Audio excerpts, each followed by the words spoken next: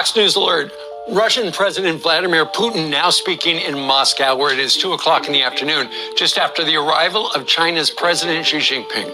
This is the first time she visits since Russia's invasion of Ukraine, and the meeting expected to focus on countering the U.S. and establishing a new world order. Mark Meredith joins us live from the White House. Mark, good morning. Rachel, Stephen, Brian, good morning to all three of you. This is the 9th time in the last 10 years that China's president has made a visit to Russia. He touched down in Moscow about 40 minutes ago. He's going to be in Russia for at least 2 days. And later today, in the next few minutes, it looks like he'll be meeting one-on-one with Russian President Vladimir Putin. Ahead of the visit, the Chinese are calling Russia a comprehensive strategic partner. We also heard from the Chinese president ahead of the visit. He put out a statement in which he said, quote, "We have every reason to expect that China and Russia, as fellow travelers on the journey of development and rejuvenation, will make new and greater contributions to human advancement." While the Chinese are putting out a positive spin for Putin, this trip may offer a major boost. The International Criminal Court issued an arrest warrant for Putin just last week. He's also facing enormous pressure back in Russia to change tactics as the war in Ukraine drags on. The White House says this visit is also all about shoring up support between Russia and China as they get ready to challenge the U.S. and its allies on the global stage. Steve, Rachel, and Brian, back to you guys. And Mark, the White House can't like the fact that essentially this new world order, they're picking up sides. You know, it's China and now Russia and Iran versus the United States, the United Kingdom, NATO, and the rest of the world's up for grabs.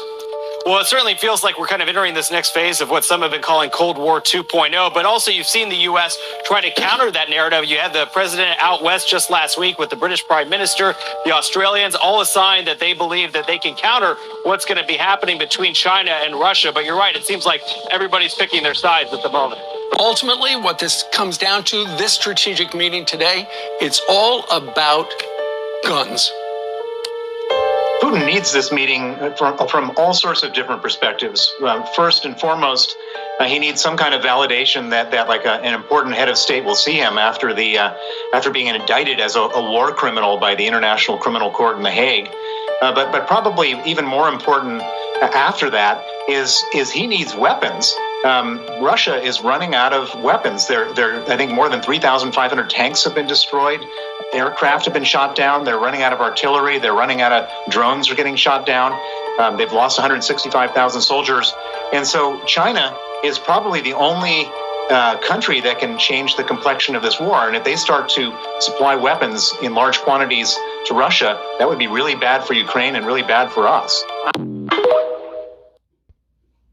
China believes they will be the new or the next America. Shalom. I want to start off by giving all praises, honor, and glory unto Yahweh, Ba'ashem Yahushai, Ba'ashem Rakah Kodash, and double honors unto the apostles and the elders of the great millstone who rule well. Peace and salutations unto the hopeful elect. This is Brother Yerushalayim coming back at you with another video through the spirit and power of Yahweh, Ba'ashem Yahushai, Ba'ashem Rakah Kodash. You know, I named the title in the first line, but pretty much as you saw in the video you just watched, all right. China, you know, is basically very relevant, you know, to this this N to the W to the O system, all right. And they're showing themselves, you know, that they're the ones who gonna, you know, turn the tide, you know, on this same war, you know, with NATO, you know, between, you know, when NATO is basically fueling Ukraine to fight against Russia, all right. They're the ones coming now to the aid of Putin, all right, who's running short on arms, you know. But these Moabites, which the Chinese are Moabites, all right. They believe, you know, they aspire to be the next Babylon, the next America, all right. It's evident in the ways, in the customs which have changed, all right. The way they go about the world, setting up embassies, all right, lending money, debt financing, all right, setting up you know, the digital petro yuan, all right, which Saudi Arabia, all right, is adopting it, which is important because, you know, if you go back in history, you understand that these guys like Kissinger, they set up a deal with the American dollar, you know, that the Saudi Arabians would sell for US only, all right. But now they change from that and they're selling for what? petro yuan, digital petro yuan. So that's a significant change. And, and economic changes, mark, a world order, and who's going to be in charge of the new world order. So they believe, in their pride, that they really going to continue. They're going to reign and pick up where Babylon the Great, where Esau Edom left off. Okay? Even in terms of the BRICS system, they are one of the biggest countries in the BRICS. Right, which stands for Britain, Russia, India, China, and South Africa. Alright? And they're being set up by what these banksters, these global banking elites. You know the names, Rothschild, Rockefeller, and so on and so forth. So, there's nothing new under the sun. And this happened before in history, where Moab, based on the, on location and other factors, they became complacent and think that they were unbreakable. Right? And that's not so. And they believe that they're going to reign next, and that's not so either. Okay? So without further ado, let me get some scriptures here. Alright? I'm bringing some scriptures here. And this is let me get the Apocrypha first. 2nd Ezra chapter 6 and verse 6. And this is the debunk, their thought that they're going to rule. 2nd Ezra 6 and 7. Then answered I and said, what shall be the parting asunder of the times? Or when shall be the end of the first and the beginning of it that followeth? And he said unto me, from Abraham unto Isaac, when Jacob and Esau were born of him, Jacob's hand held first the heel of Esau, for Esau is the end of the world, right? Not Moab. Esau. So Moab, you're not going to rule, right? And Jacob is the beginning of it that followeth. Okay? And all these things they try to do, like what we're going to see in this next video here. Alright, going around the world, with smart man, these Moabites very crafty. Alright, but, Jake, even throughout the world and even Eden are picking up on what they're doing. And realizing that, hey, these men scheming, they behaving like the serpent. Right, they're going about, basically, outsmarting people. Alright, coming to your country, lending money to you, taking over your assets. Alright, taking over your woman. Alright. And eventually now they own your country. Okay? So the approach is slightly different from America, who take it by force. Alright, but at the end of the day, it's the same effect. They want all power and all control. They Micah 2:1. Alright? They're still doing it. This is what they're doing now. Let me get that just before I play this video. And all this is to prove, when we go into these scriptures, that they aspire to be like Babylon. Okay? Micah 2:1. Woe to them that devise iniquity and work evil upon their beds. And best believe these Moabites and all, they work in evil. They are our enemies. Alright? They sit at the table with Esau, Edom, and plot to destroy us. Right? We can get that in Psalm the 83rd chapter. We'll just go there quickly afterwards. Alright? So they work evil upon their beds, their round tables. When the morning is light, they practice it, because it is in the power of their hand. And they covet fields and take them by violence, and houses and take them away. So they're taking up fields and houses, not by violence yet, but through what? Through debt financing. Alright, through giving loans. Huge loans. Trinidad and Tobago is no different. In China, huge loans. Alright, so they oppress a man and his house, even a man and his heritage. In Africa, certain parts, they go to take up land, they marry the local women, breed the women, make little Moabite, dark-skinned Moabites. Alright, to repopulate. Okay? And it's just the facts. Let's play this video here. A clip from this video here. Says the Chinese man pissed off an entire African countries from the YouTube handle Serpensa. Not very, very good name anyway. Let's play this. China must go! China must go! China must go! China must go! China! Anyone who tells you that things are going smoothly between China and Africa, well, they're just lying. There are a lot of Jakes in Africa. Okay? China must go!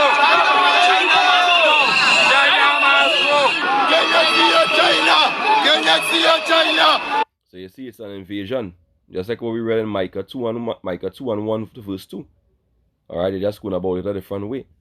Alright, but to the same effect that they rule supreme. Okay?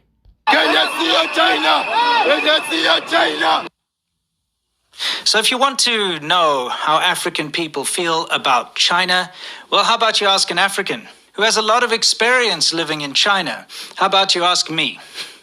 I am African. I am South You're not African, you're an Edomite. African, and I've seen how China operates in Africa. And I'm going to tell you a little bit about it. And I'm going to tell you why, yes, on the political level, you'll always see the presidents and the governments around Africa and China playing nice and pretending everything is okay and patting each other on the back. But in reality, Africa and China don't get along. So you're out in at the press of a button, gotten an Kenya. Why would the people in Kenya be protesting and shouting, Chinese must go? What would cause such a thing? Well, it starts with a Chinese guy who was studying in South Africa. No, it starts at the strategic level. All right. You know, these Chinese, they're strategic in what they do. You know, you see it in our own country, in Trinidad and Tobago, right here, and in the States. You know, they come down, they set up shops in the ghettos. All right, like where you see in fact, I'll pull a video with that. They set up shops, all right, in the ghettos. They take Jake money, all right, and then take the money from Jake out of the ghetto, right? Basically, not investing back a damn thing, causing Jake to be destroyed, all right. Because why? They are our enemies. Okay, let's get that. Let's get the book of Salakia. Let's get the book of Psalms. Okay, Psalms chapter 83. In verse 2 it says, For lo, thy enemies make a tumult, a noise of war, and they that hate thee have lifted up their head. They have taken crafty counsel against thy people, and consulted against thy hidden ones. Who the hidden ones? Israel, Jake. They have said, Come and let us cut them off from being a nation, that the name of Israel may be no more in remembrance. So they purchasing even these so-called Israelite nations, like Trinidad and Tobago, mainly so-called blacks, which are Israelites, all right, you know, and owning us through what? Through debt. Second Trinidad and Tobago, they come in here, they take over the pitch lake, you know, basically take a lease for 100 or more years, which is pretty much owning it, all right. And when you pay the loans, you know, even the loans that you know that you borrow, they take over, they take everything, all right. It says they have said, Come and let us cut them off from being a nation, that the name of Israel may be no more in remembrance, for they have consulted together with one consent. Yeah, just like how you see Putin joining with Xi Jinping. Alright, one consent. They are confederate against it. They're not our friends. The tabernacles of Edom and the Ishmaelites of Moab and the Hagarenes, right? So these Moabites join with Edom. So it's nothing new under the sun. Ecclesiastes 1 and 9. All right, you know, and they're part of the problem too. We don't like these heathens.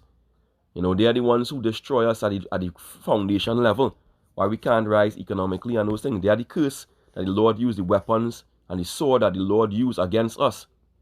All right, because Moab is a weapon that Yabashim Yahushai have used against us. Let me see if I can get something here. Yeah, let's play this clip from. Yes, this is really important. Asian Americans were redlined from opening businesses in white neighborhoods because white people didn't want Asian Americans operating in their neighborhoods and didn't want Asian Americans profiting off of white people. But because the positionality of Asian Americans is weaponized to oppress black people. See what you said? The positionality of Asian Americans is weaponized to oppress so-called black people, which are what? Israelites. Okay? So now you can have a better understanding of these heathens. They all work together to destroy us, crafty counsel to destroy us as a nation. Let's continue. Asian Americans were being given loans to open businesses in black communities, even though black people were not able to receive loans to open businesses in their own communities. And as I've said before, as a result of this, Black wealth is essentially paid out twice when it goes to Asian American businesses. Once when the individual pays for the goods or services, and then again when the Asian American business owner removes the profit from the community. Because usually people open businesses in their own communities, and this is mutually beneficial, where the business owner is making a livelihood off of providing goods and services to their community. And by being a member of the community, they're contributing and they're investing back into the community. This is an ideal situation, and that is not what happens with Asian American businesses operating in Black communities. All right. Can't get any more clearer than that. So they basically setting us up to fail. Okay, that's like in Trinidad and Tobago. We have a street called Charlotte Street. All right. For years it's been called Charlotte Street. Now it's being called Chinatown. Right? Because all these Moabites came up in there, started selling their goods, and Jake forgot about patronizing their own people, which their own people couldn't get loans to purchase these stores. Jake still had to sell on the street. And these devils, these heathens, they run away with all the profit and take it back to freaking China to build up their communities, so-called communities, and which we're not black anyway. All right, we are Israelites. Okay, but you get the point. So this devil, China, these Moabites, they become very proud as a result. All right, they become very proud. They believe that, hey, they're going to make it, and they're going to run roughshod over us and continue to have us in captivity. They're going to be next captor. No, you're not. Let's read this. Let's read Jeremiah, book of Jeremiah, chapter 48, verse 25. All right, it says, the horn of Moab is cut off, and his arm is broken, saith the Lord. This is what's going to happen to you. This is the future prophecy. And it happened in the past, it's going to happen again. Right? When the Babylonians came, they destroyed Moab, right? Which was to the east, I believe, if I'm not mistaken, of Israel. All right. It says, make ye him drunken, for he magnified himself against Yahweh Ba'ashem Yahushua by magnifying himself against his people, the Lord's people, Israel. All right. Moab also shall wallow in his vomit, and he shall be in derision. Yeah, he's going to be ridiculed. Okay. Moab going to be a wash pot in the kitchen cooking. All right. Verse 27 say, for was not Israel a derision unto thee? Was he found among thieves? For since thou spakest of him, thou skippedest for joy. So they was enjoying our captivity. Right? They magnified themselves, through their pride, which you're going to get here. Let's get Isaiah chapter 16, right, and verse 6. Through their great pride, they magnified themselves against the people of the Lord. All right? The controversy of Zion. The Lord said he's coming back for what? For that country, that same controversy. All right? Isaiah 34 chapter, talk about that. Isaiah, this is Isaiah 16 and verse 6. We have heard of the pride of Moab. Right? He is very proud. Right? Who is the main proud man in the world? You're talking about Esau Edom. Right? But Moab is right behind him. Okay, these devils, these Chinese, these chinky eyes, they're right behind him. Right? Even of his haughtiness. Okay? And have a lot of our people among these Moabites. So I'm not speaking about Jake, but these heathens. Okay? They're proud. Even of his haughtiness and his pride and his wrath, but his lies shall not be so. All his boasting gonna disappear. Why? Psalms, I believe is it Proverbs 16 and 19. Let me just get that quickly. Proverbs chapter 16, verse 19. It says what? Verse 18, pride goeth before destruction, and a haughty spirit before a fall. So they're going to have a great fall. Right? Isaiah 16 and 7, therefore shall Moab howl for Moab, everyone shall howl for the foundations of Kir Hareset shall ye mourn, surely they are stricken. They're going to be stricken. Once again, they're going to be stricken, they're going to be taken down. All right? Even though you're proudful, no Moab proudful. They're prideful, Salakia. They're going to be in a mess. Let's go to verse 29. We have heard the pride of Moab. He's exceedingly proud. You see that? Precept upon precept. His loftiness and his arrogancy and his pride and the haughtiness of his heart. Yeah, because he figured he never get touched before. Right? Jumping on to verse 38, it says, there shall be lamentation generally upon all the housetops of Moab, and in the streets thereof, for I have broken Moab like a vessel wherein there is no pleasure, saith the Lord. This is what the Lord going to do again. All right. They shall howl, saying, how is it broken down? How hath Moab turned the back with shame? So shall Moab be a derision and a dismaying to all them about him. All right. This is the end. Verse 42 says, and Moab shall be destroyed from being a people, because he had magnified himself against Yahweh. And they were destroyed from being a people. Why? Because they no longer call him Moabites. All right. No longer call him Moabites. Okay. You know, they don't know. A lot of them don't even know the history. Some of them know. None of them don't know, because that's the covering cast of all people. All right. But they too were also a victim of Esau, Edom, the devil. Okay. Hiding in identity. Okay. Jumping down to verse 46, it says, woe be unto thee, O Moab, the people of Chemosh perisheth, for thy sons are taken captives, and thy daughters captives. Yet will I bring again the captivity of Moab in the latter days. Who gonna take them captive? Israel. All right. Saith the Lord, thus far is the judgment of Moab. So they're gonna be our captives. Okay. They're going to be our captives, of the captives of Israel, the elect, starting with the elect of Israel. All right? The man and woman who turn back to the Lord in truth. Okay? But you're not gonna be reigning in the end, as I read 2nd Ezra 6 and 7. All right? When they go through the prophecies, when they go to the book of this is just to disprove the fact that they want to be in the new Babylon. All right? It's not going to be so. Zechariah 2 and verse 6 says what? All right? Ho, ho, come forth and flee from the land of the north. Right? This is where the Lord saying Israel going to be. All right? Not in the east. Right? Saith Yahweh, Bashem Yahushai. For I have spread you abroad as the four winds of the heaven, saith the Lord.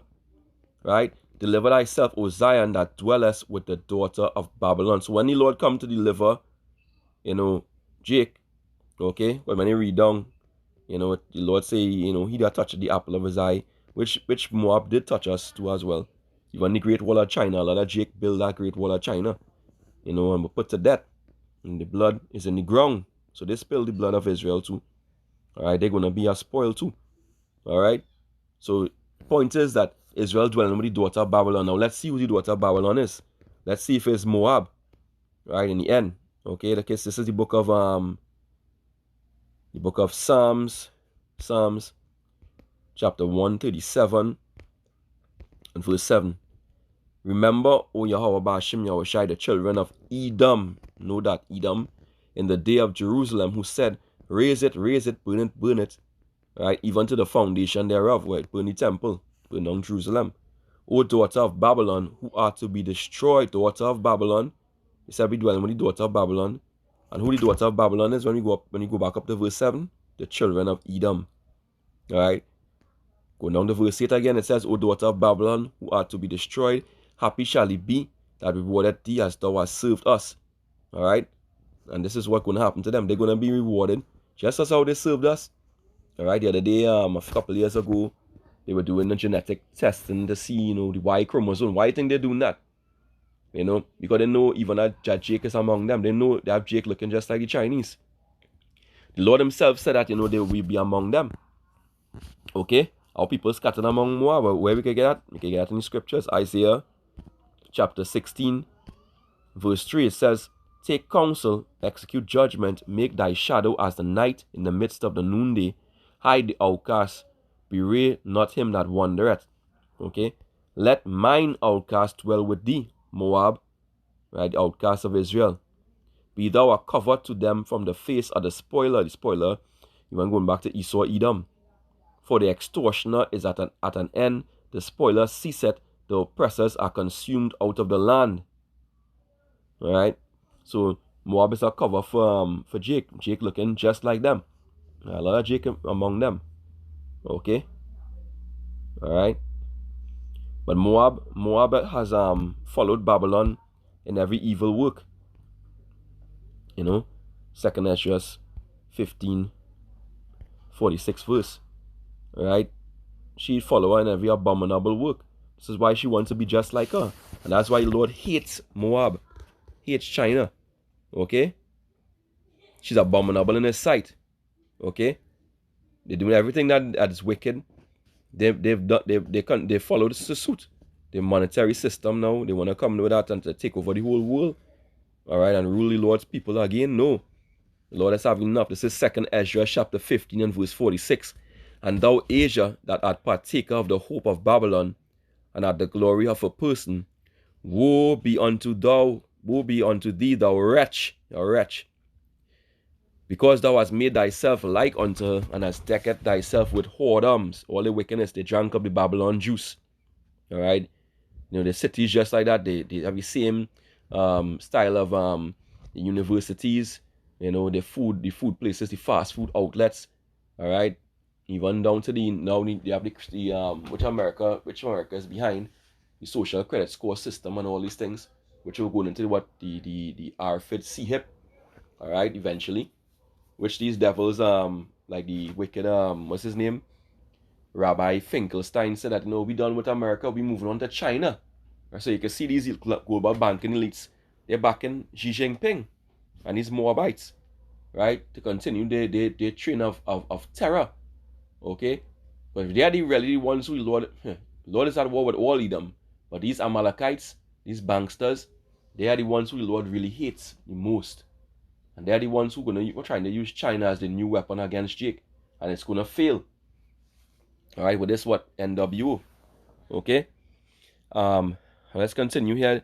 It says yeah, thou hast decked thy daughters in whoredom, right? All these the women, how they dress, the feminism, okay, that they might please and glorify in her in thy lovers, which have always desired to commit whoredom with thee. All right, thou and America and China is one of the biggest supporters of America. They are one of the merchants. When they read Revelation 18 chapter, they're one of the biggest as I say, indulgers in the pleasures of Babylon. Babylon, the great whore, right? They like her assets, like them titties, like the ass, okay? They get all the money, right, from selling the goods. Mostly everything is made in China, okay? And Taiwan, which Taiwan are Moabites anyway, okay?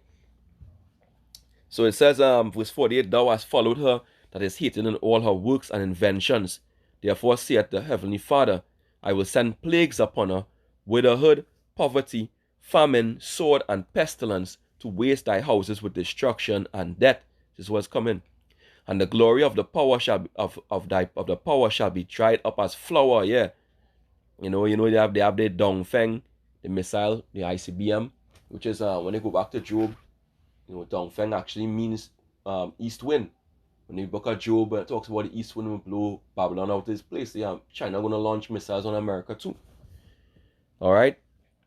It says, the glory of thy power shall be dried up as flour when the heat shall arise that is sent over thee. Thou shalt be weakened as a poor woman with stripes, and as one chastised with wounds, so that the mighty and the lovers shall not be able to receive thee. All right.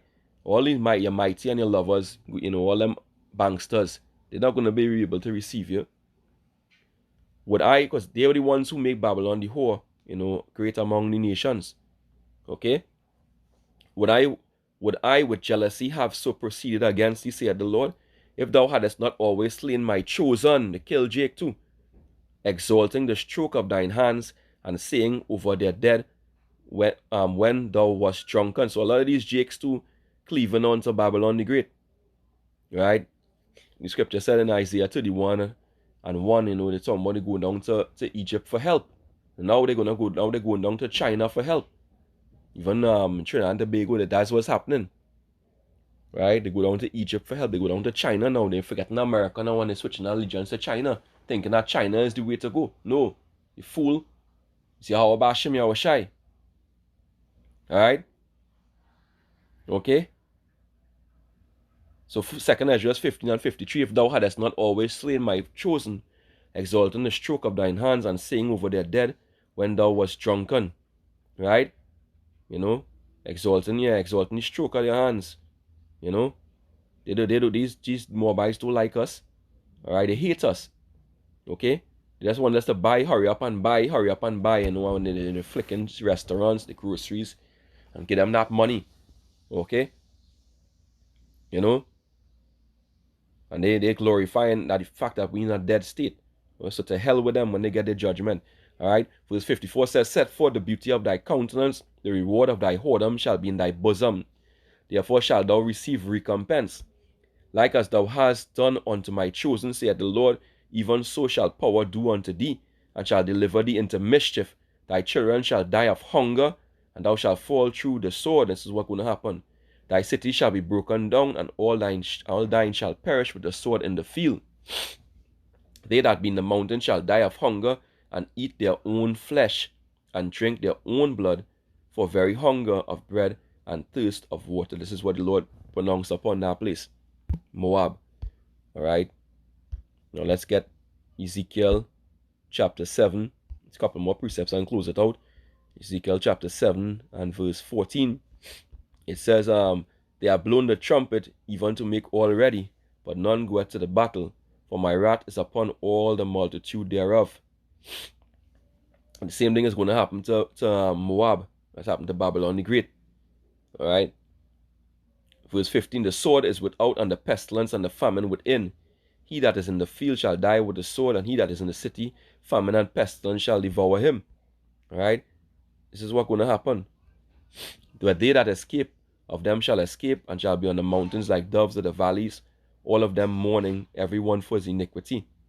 All hands shall be feeble, and all knees shall be weak as water. This is how we're going to be. You know, Moab is going to be weak as water. All right. Whereas I thought it was strong, because in the ancient times it wasn't touched, because why? Moab, in the land mass, the land area where it was located, all right, it lay outside the normal route, the trading route, you know, of invaders, you know, in the so-called Middle East, all right. So you know, they was rarely disturbed, but the Lord sent what? The Lord sent ancient Babylon to disturb, all right, you know, and they destroyed, and you know, the same thing going to happen in this time now. They're going to be destroyed. They're going to be taken down, all right, by Yahweh Hashem Yahushai. Okay, and that's what's going to happen to you. Well, let's go back here. I just had one more precept. Let's go Ezekiel 7 and verse 1. So they're going to be in a bad state, all right. And these devils, you know, they, you know, in the earlies, you know, they were enemy from Israel in the start, you know, because they didn't even allow us to they didn't want us to pass through the lands. They even sent Balak, the king of Moab, sent Balaam to curse out Israel. All right, this is what they did. You know, the women used to encourage us to worship their gods. When you get in Numbers, the 25th chapter, right? King Solomon went off by worshiping Chemosh in 1 Kings, the 11th chapter, from verse 1 on down. All right, you know, and if I pull a picture here, you can see plainly. Let me see if I can get that. See if I can get that. See if I can get an image of Chemosh. This is the image of Chemosh here. See that slanted eyes? If you look, you can see slanted eyes. Let me see if I can pull it up. No, I can't pull that one up. Let me try another one. Alright, now look at this. You can see the eyes slanted, look at that.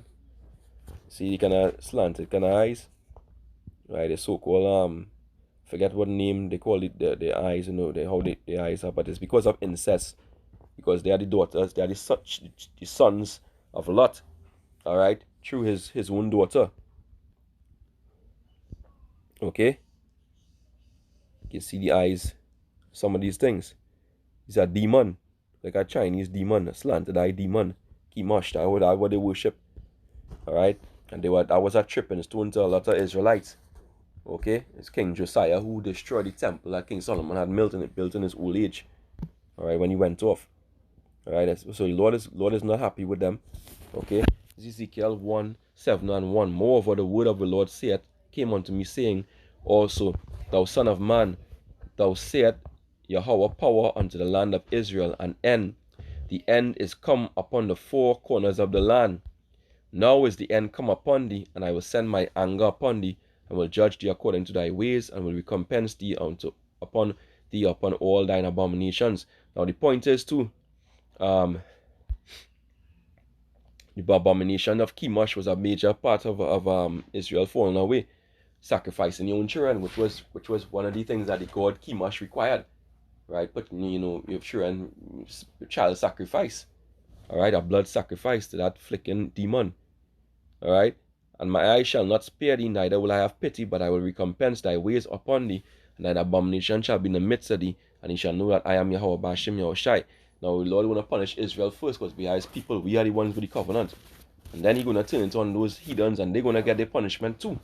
And the point is here, an end is come. Now we when they go back, the same scripture I started with, 2nd Ezra 6 and verse 7.